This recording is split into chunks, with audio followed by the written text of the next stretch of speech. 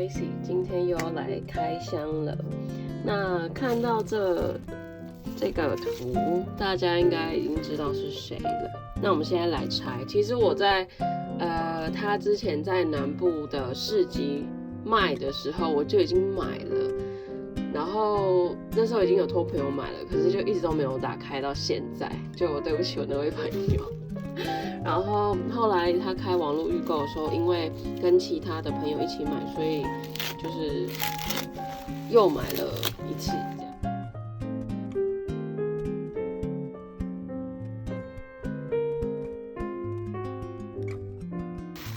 然后这个其他单卷的，有一些是我买，有一些是跟朋友一起合买的，我就这样给大家看一下就好了，因为这才是一整套的。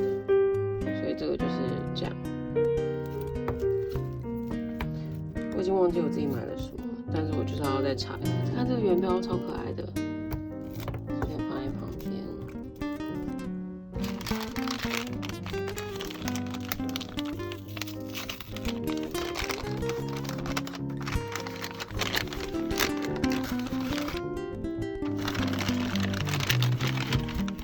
小行星用这个包的这一包，它是一整套的，所以它一整套的里面就是有5卷纸胶带，然后包括一个小礼物。这包太可爱了，我们来拆开一下。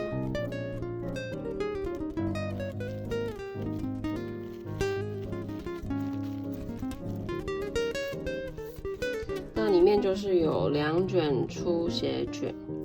跟一些小贴纸们，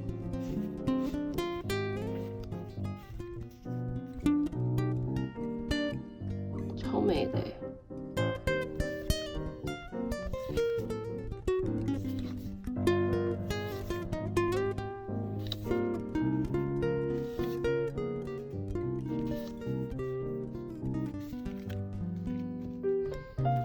再来呢，这个呢，我们等一下一样跟之前一样来做一点拼贴挑战。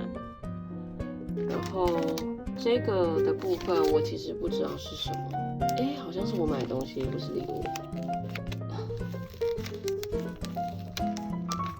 我好像我买一个收据本的样子吧，有点忘了。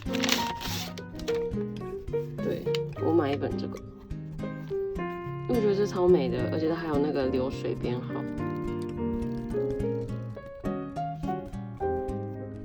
然后里面它一样有附给我一些贴纸。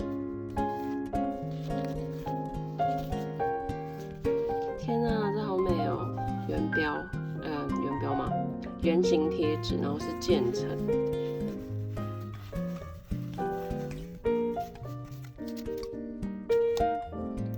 我来拆这种 PET 的给大家看好了，因为这个好像是盒纸，所以我就先不拆，等我要拼贴的时候再来拆。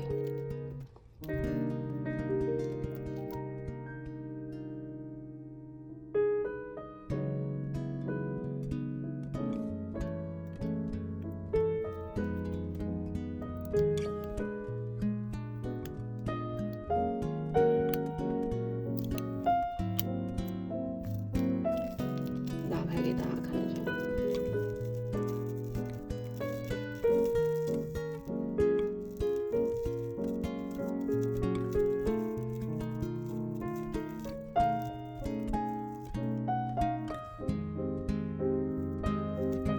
这循环太长了，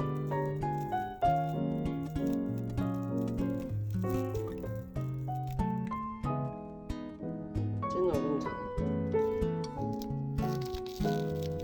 对，到这里，超长的，又是一个非常长的循环。好，这是第一卷，这一卷是，看一下这一卷叫什么？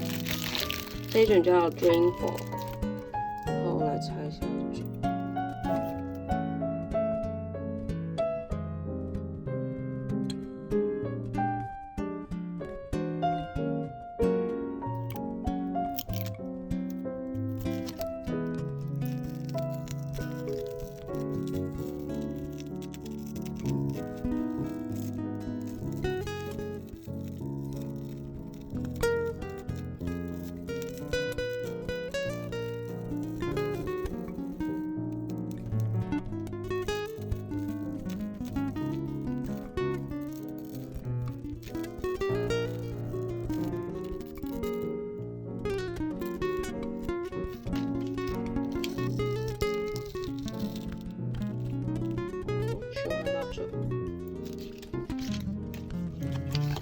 手上都是贴纸，因为我很习惯把它们贴在身上。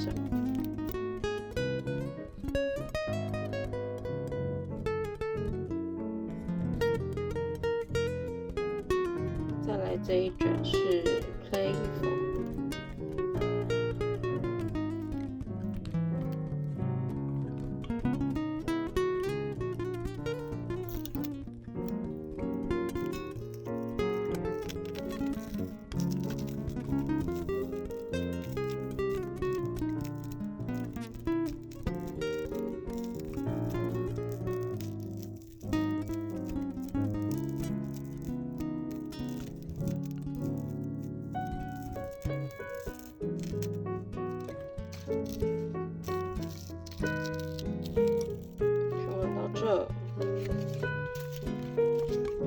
这些循环都超级长。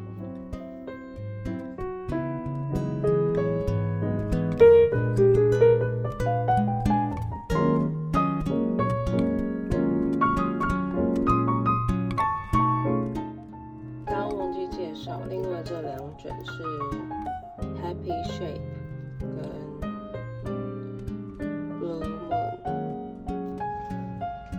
跟在介绍完开箱之后，我现在要来利用就是小行星赠送的赠品们，然后配上它的新的纸胶带，来做一点拼贴挑战，不知道会不会成功。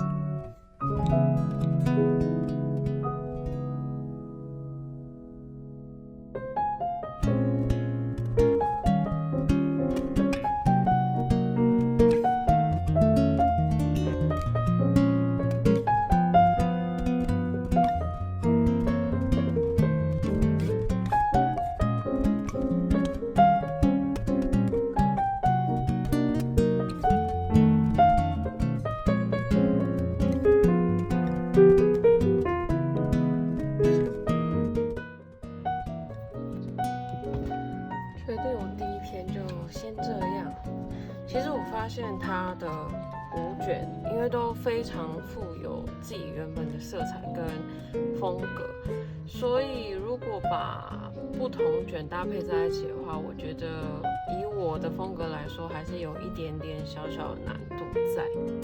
对，但是我这篇就尽量，我只有这个偷偷用了汉克跟食物的纸胶带，跟这个黄的圆点，但其他都尽量还是用小行星的。哦，还有这个啦，还有这个复古书。那我觉得它附赠的这个书写卷还蛮好用的，我个人还蛮喜欢的，因为我觉得书写卷有一个好处就是它不会夺走主角的风采，但它又可以有一点点自己的特色在，所以我觉得书写卷是一个非常厉害的发明。好，直接来贴下一篇，会不会干脆等一下他们两个变同一篇？感觉就超级有可能。